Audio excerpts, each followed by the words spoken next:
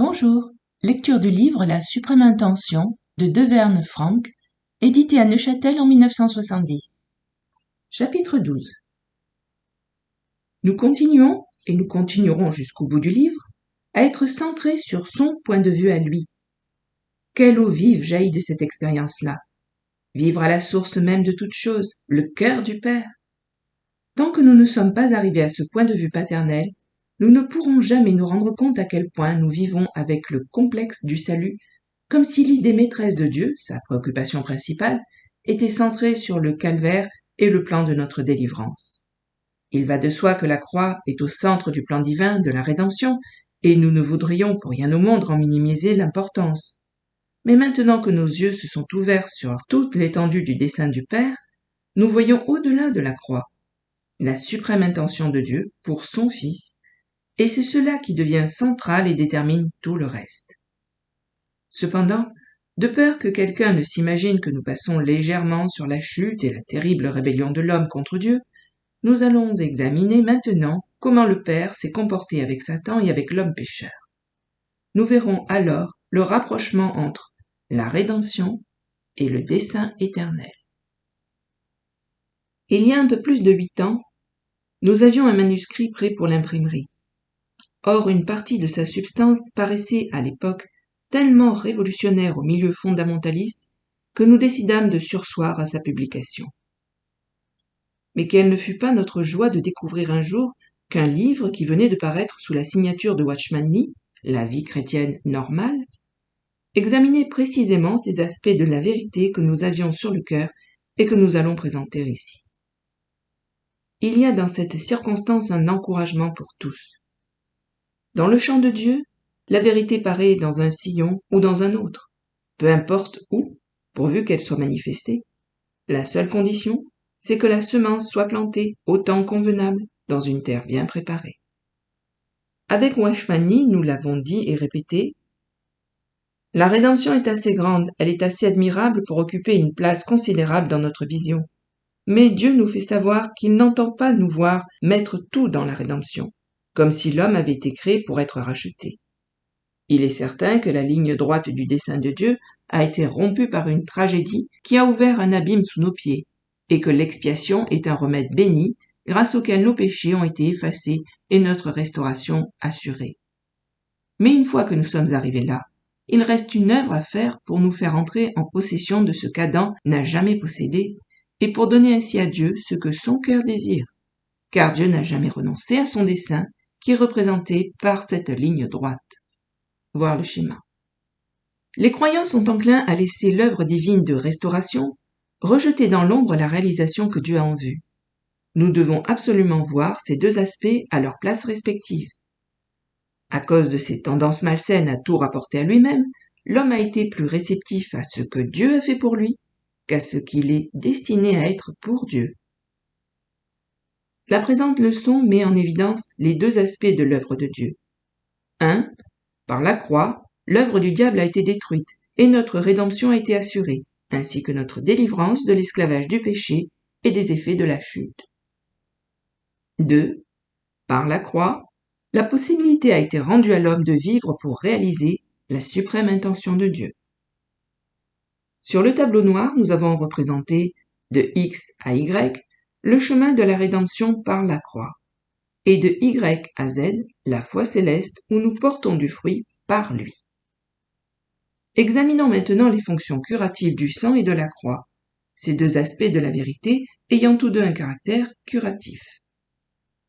Premièrement, nous verrons dans cette étude que Dieu remédie par le sang à tout ce qu'Adam a fait. Dans la prochaine étude, nous verrons que c'est par la croix qu'il remédie à tout ce qu'Adam est à cause de la chute. Dieu et le sang.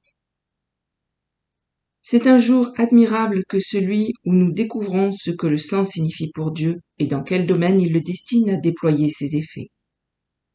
Nous avons dans l'Ancien Testament deux images très claires qui montrent que le sang est au premier chef pour Dieu. Si nous voulons connaître la valeur que Dieu lui attribue, nous devons accepter ce que la parole nous en dit. Examinons premièrement la Pâque célébrée en Égypte telle qu'elle nous est décrite en Exode 12, versets 3 à 13.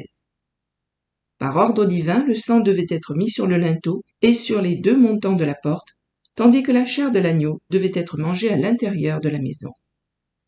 Or Dieu avait dit « Je verrai le sang, et je passerai par-dessus vous. » À la vue du sang sur le linteau et les 2 montants, il, c'est-à-dire Dieu, passera devant cette porte sans permettre à l'exterminateur de pénétrer pour y porter ses coups dans vos demeures. Version de Jérusalem. Il est clair que le sang n'était pas destiné à être présenté à l'homme pour être vu, senti et compris par lui. Il était uniquement destiné au Seigneur. Par un acte de foi et d'obéissance, les Israélites devaient le mettre sur la porte. Et ceux qui étaient dans la maison pouvaient être sûrs de leur sécurité, parce que le sang allait représenter pour Dieu exactement ce qu'il avait dit qu'il représenterait. Le peuple n'avait pas besoin d'en comprendre davantage. Le signe du sang était le signe de Dieu. Puisqu'il suffisait à Dieu, eux pouvaient par la foi se reposer sur son efficacité. Examinons ensuite ce qui se passait le jour des expiations, au chapitre 16 du Lévitique.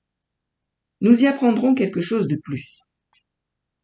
Dans cette journée importante, le sacrifice pour le péché d'Israël, le sacrifice d'expiation, était offert publiquement dans le parvis du tabernacle. La cérémonie se déroulait sous les yeux de tout le peuple.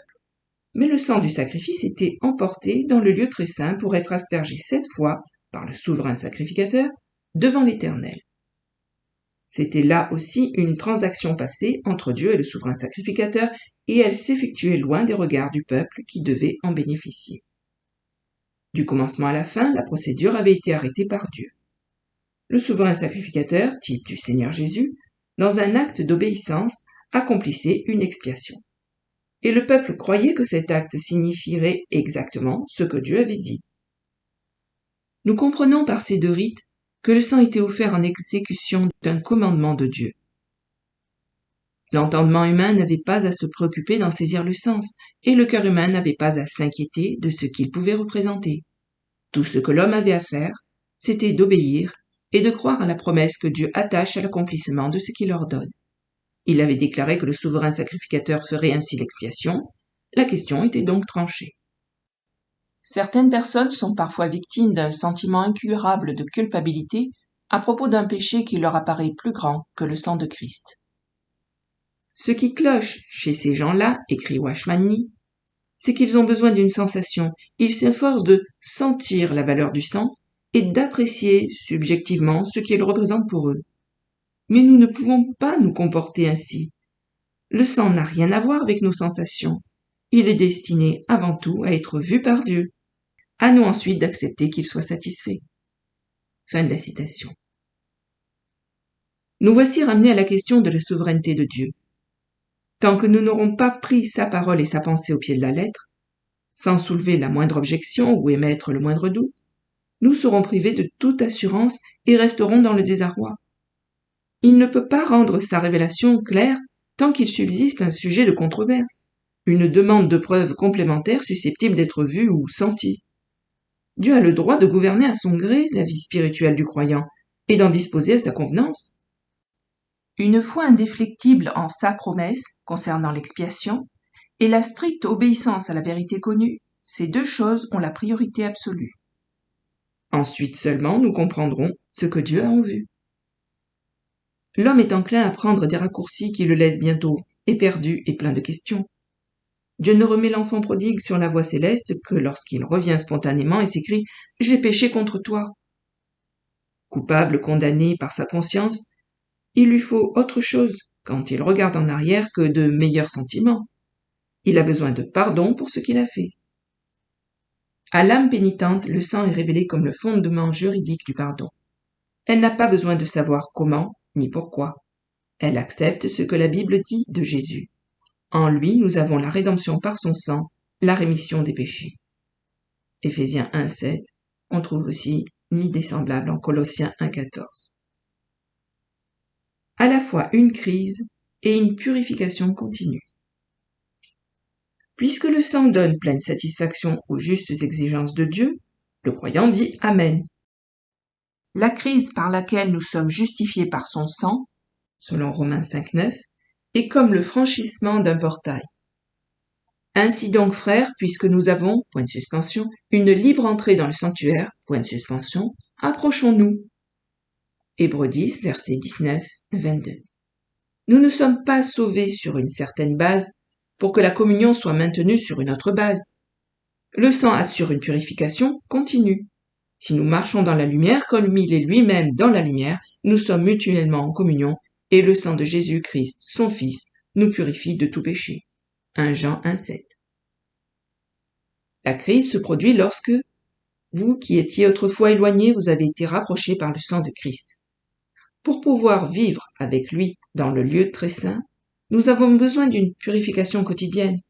Et pour maintenir une position centrée sur Dieu avec tous les avantages d'une situation céleste, le secret est tout entier ici, non pas un cœur purifié, mais un cœur nouveau.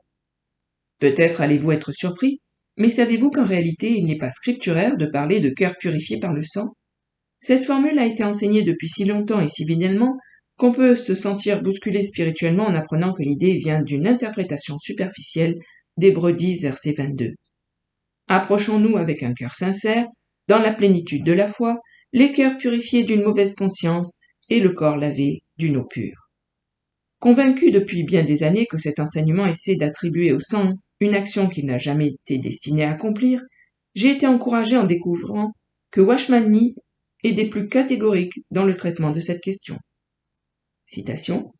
« Faire cette prière, écrit-il, « Seigneur, purifie mon cœur du péché par ton sang », témoigne d'un malentendu quant à la sphère dans laquelle le sang déploie ses effets.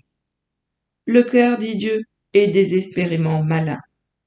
Jérémie 17, verset 9. Et il requiert de sa part quelque chose de plus fondamental qu'une purification. C'est un nouveau cœur qu'il faut à l'homme. Nous ne lavons pas et nous ne repassons pas des vêtements que nous allons jeter.